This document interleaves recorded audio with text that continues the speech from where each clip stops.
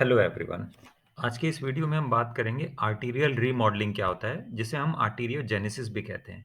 क्योंकि नॉर्मली अभी तक जो हार्ट पेशेंट को पता है वो यही पता है कि अगर कोई ब्लॉकेज हो गई, ब्लॉकेज में भी 70 80 90 या 100% की हो गई, तो पेशेंट्स को एंजियोप्लास्टी या बाईपास सर्जरी कराने के बारे में एडवाइस दिया जाता है। बहुत कम पेशेंट ऐसे होते हैं जिन्हें ये पता होता है कि अगर हमारी कोई आर्टरी ब्लॉक हो गई है, तो ब्लॉक होने के बाद हमारे बॉडी के अंदर खुद एक ऐसा सिस्टम होता है जो उस ब्लॉकेज का ट्रीटमेंट कर लेता है। अब कई बार हमें ये समझ ही नहीं आता कि अगर आर्टरी ब्लॉक हो गई तो उसका ट्रीटमेंट कैसे होगा। तो आर्टीरियल रीमॉडलिंग या आर्टीरियोजेनेसिस, इसके अलावा कोलेटरल फॉर्मेशन, ऐसे कई सारे तरीके हैं जिससे हमारी बॉडी उस ब्लॉकेज को अपने आप ठीक कर लेती है। तो आज के इस वीडियो में हम आर्टीरियल रीमॉडलिंग या आर्टीरियोजेनेसिस के बारे में डिटेल में बात करेंगे। तो बेसिकली आर्टीरियोजेनेसिस होता क्या है जिसको हम आर्टीरियल रीमॉडलिंग कहते हैं। तो ये नाम से ही समझ में आता है, आर्टरीज का रीमॉडल हो जाना। जो कोरोनरी आर्टरीज होती हैं, जो हमारी ब्लड को ले जाने वाली आर्टरीज होती हैं, जो हार्ट की मसल्स को ब्लड सप्लाई करती हैं। तो क्या होता है कि एक लेवल के बाद जब उसमें ब्लॉकेज इतना ज़्यादा हो जाता है कि ब्लड को जाने के लिए रास्ता कम होने लगता है, तो जो आगे हमारी मसल्स को ब्लड सप्लाई हो रही है वो कम होने लगती है। तो उस टाइम पे हमारी बॉडी क्या करती है, आर्टरीज को रीमॉडल कर देती है, मतलब उसके डायमीटर को बढ़ा देती है। तो एक बार इसको डिटेल में देखते हैं कि ये प्रोसेस क्या है और ये कैसे काम करता है। तो basically arterial remodelling is the remodelling of the pre existing arteries, मतलब जो पहले से आर्टरीज बनी हुई हैं उसको डायलेट करना, मतलब चौड़ा करना। और उसके अलावा जो नई आर्टरीज होती हैं जिसको कोलेटरल आर्टरीज भी कहते हैं। और बहुत कम पेशेंट ऐसे होते हैं जिन्हें पता होता है कि कोलेटरल आर्टरीज क्या होती हैं।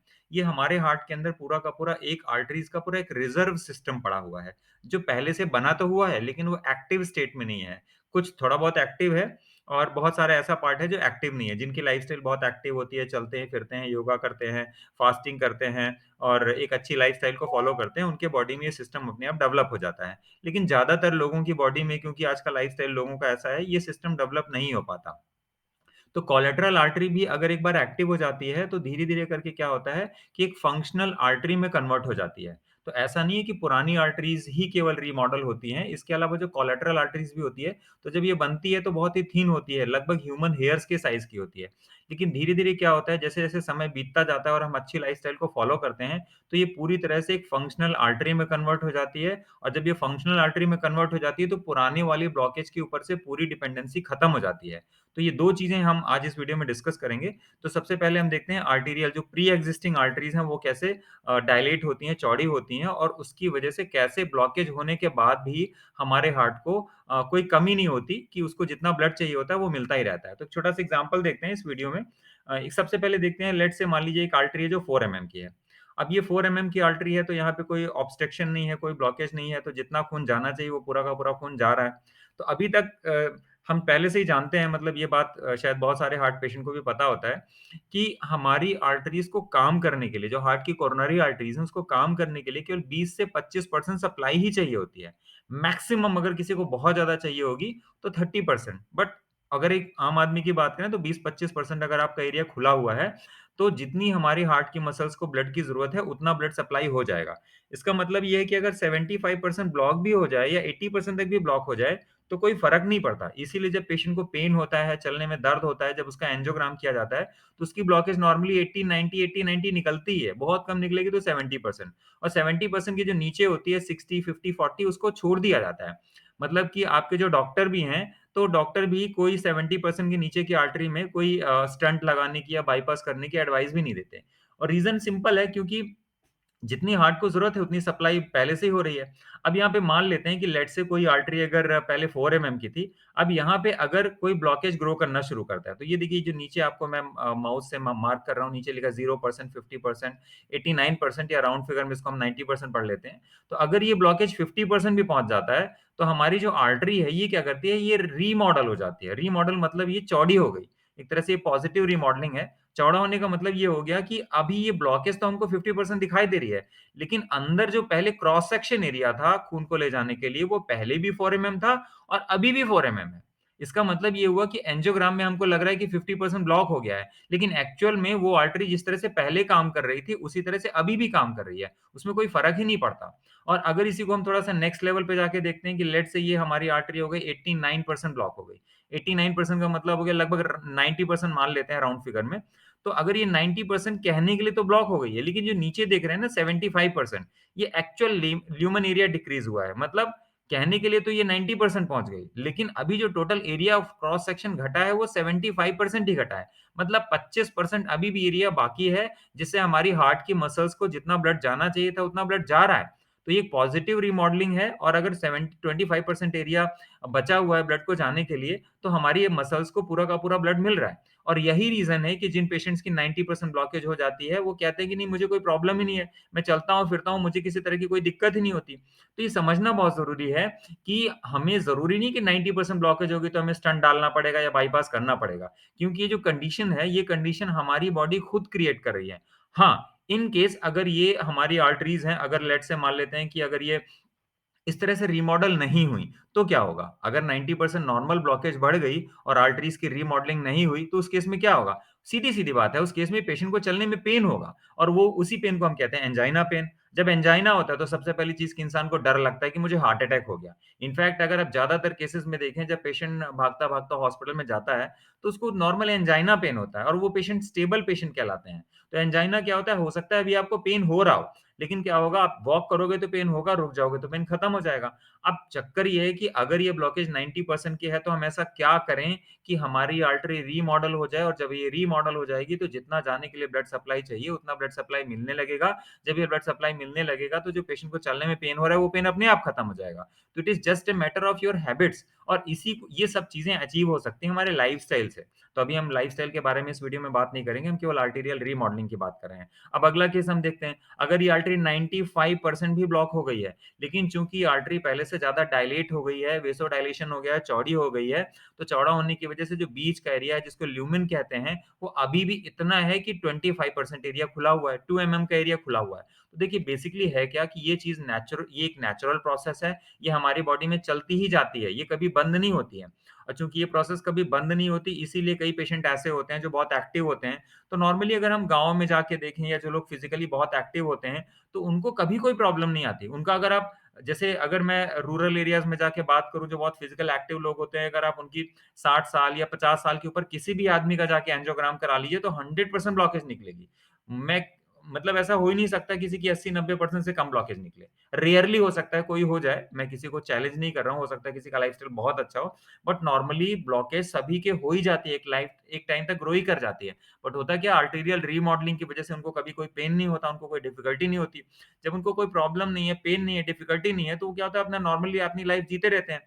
और लेकिन शहरों में सबसे बड़ा प्रॉब्लम क्या होता है कि लोगों की फिजिकल एक्टिविटी बहुत ज्यादा कंप्रोमाइज हो चुकी है। इसकी वजह से क्या होता है कि अब जब ये हमारा ब्लॉकेज ग्रो करेगा, तो रीमॉडलिंग तो हो नहीं पाई, तो क्या होगा, उनको पेन होगा, किसी दिन हो सकता है इसी की वजह से उनको हार्ट अटैक भी हो जाए, क्योंकि ये जो अंदर का ब्लॉकेज अगर सॉफ्ट प्लाक है, जिनकी एज कम होती है नॉर्मली उनकी ब्लॉकेज सॉफ्ट होती है।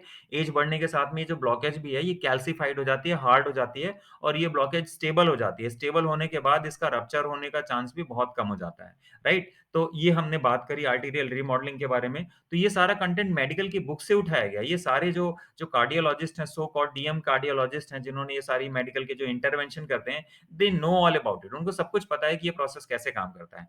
तो ये केवल एजुकेशन पर्पस से ये वीडियो बनाया गया है, ताकि आप समझ सकें कि ऐसा नहीं है कि 90% ब्लॉकेज हो गई, 80% ब्लॉकेज हो गई तो आपको डरना है। डरने की कोई जरूरत नहीं होती, क्योंकि नेचर अपना काम कर रही है। और पिछले वीडियो में मैंने पहले भी बताया था कि ब्लॉकेज होने का मतलब या सर्जरी कराने का मतलब ये नहीं होता कि आपको हार्ट अटैक आ जाएगा। अगर आपकी जो आर्टरीज हैं, अगर वो उसके अंदर जो ब्लॉकेज है, अगर वो अनस्टेबल है, सॉफ्ट प्लाक है, तो उसमें हार्ट अटैक आने का खतरा जरूर होता है, इसमें कोई डाउट की बात नहीं है।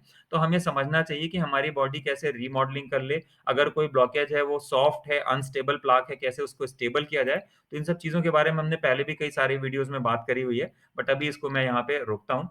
तो इसके अलावा मैं बात करता हूँ कि रीमॉडलिंग क्यों होती है, क्यों रीमॉडलिंग की जाती है। तो रीमॉडलिंग करने के 2 रीज़न होते हैं सबसे पहले। तो ये 2 पॉइंट्स मैंने यहाँ पे डिस्कस किए हुए हैं। सबसे पहली बात तो to increase the effective cross section to increase the blood flow. मतलब खून को ले जाने के लिए जब ये हमारा बीच का क्रॉस सेक्शन है, जिसको हम ल्यूमेन कहते हैं, जब ये बढ़ जाता है, तो क्या होता है कि हम हमारे जितनी हमारी मसल्स को ब्लड सप्लाई की जरूरत होती है, उतना एरिया बन जाता है और हार्ट की मसल्स को ब्लड मिलने लगता है। तो यहाँ पे एक जानने की बात यह है कि जब किसी की ब्लॉकेज 30 या 40% पहुंच जाती है, तो हमारा जो हमारा रीमॉडलिंग है, जिसको हम पॉजिटिव रीमॉडलिंग कहते हैं। अच्छा, यहाँ पे एक चीज और कवर कर दूं, रीमॉडलिंग भी 2 तरह की होती है, एक पॉजिटिव होती है, एक निगेटिव होती है। अभी आगे मैं डिस्कस करूंगा। तो ये जो अभी मैंने एग्जांपल बताया, पॉजिटिव रीमॉडलिंग, आर्टीरियल रीमॉडलिंग का एग्जांपल है। तो एक तो क्रॉस सेक्शन एरिया बढ़ जाता है। दूसरे केस में क्या होता है, हाँ, कई बार लोगों का सवाल ये होता है कि अगर आर्टरी 100% ब्लॉक हो गई तो क्या होगा? अगर 100% ब्लॉक हो गई तो रीमॉडलिंग का मतलब ही खत्म हो गया।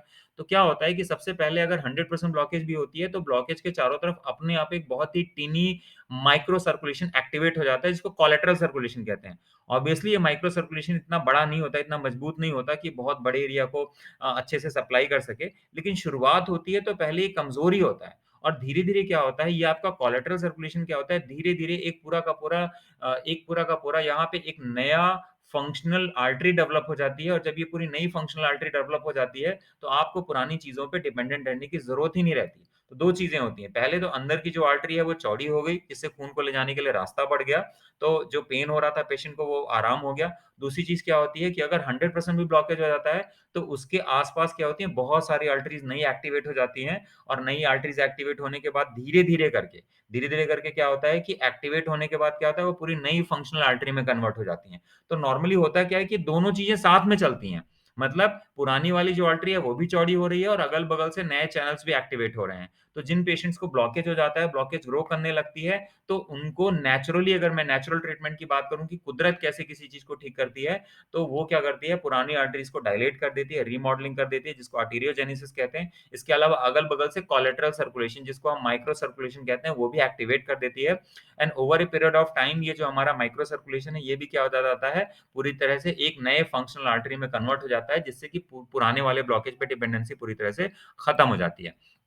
इसके बाद अगली कंडीशन ये देखिए कि ये रिमॉडलिंग का एक सिंपल सा एग्जांपल है कि जैसे ये नॉर्मल आर्टरी थी, अब यहाँ पे अगर ये ब्लॉकेज ग्रो करता है तो क्या होता है कि ब्लॉकेज ऊपर से ग्रो कर रहा है, लेकिन आर्टरी का डायमीटर भी धीरे-धीरे बढ़ता जा रहा है। ये देखिए ऊपर आर्टरी का डायमीटर बढ़ता गया।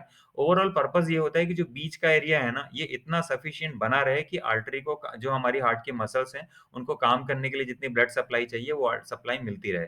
तो ये हमारा पर्पस होता है। और जो मैंने नए चैनल्स की बात की थी, तो ये डायग्राम आप देख सकते हैं। ये डायग्राम जैसे आप देख रहे हैं नॉर्मल आर्टरी है, नॉर्मल ब्लड फ्लो हो रहा है तो कोई प्रॉब्लम नहीं है। अब दूसरी चीज़ ये है कि अगर यहाँ पे ब्लॉकेज ग्रो करना शुरू करती है, तो पहली बात तो ये आर्टरी डायलेट होती जाती है, चौड़ी होती जाती है, हालाँकि इस डायग्राम में ऐसा कुछ दिखाया नहीं गया है। और उसके अगल-बगल से क्या होते हैं, बहुत छोटे-छोटे माइक्रो सर्कुलेशन, जिसको कोलैटरल सर्कुलेशन कहते हैं, वो भी एक्टिवेट होते जाते हैं। अगर ये आर्टरी 100% भी ब्लॉक हो जाती है, तो 100% ब्लॉकेज होने के बाद भी अगल-बगल से ये जो पूरी की पूरी जो पहले कोलैटरल सर्कुलेशन थे, जिसको हम माइक्रो सर्कुलेशन कह रहे थे, ये क्या होते हैं कि अपने आप में पूरी तरह से एक फंक्शनल आर्टरी का रूप ले लेते हैं।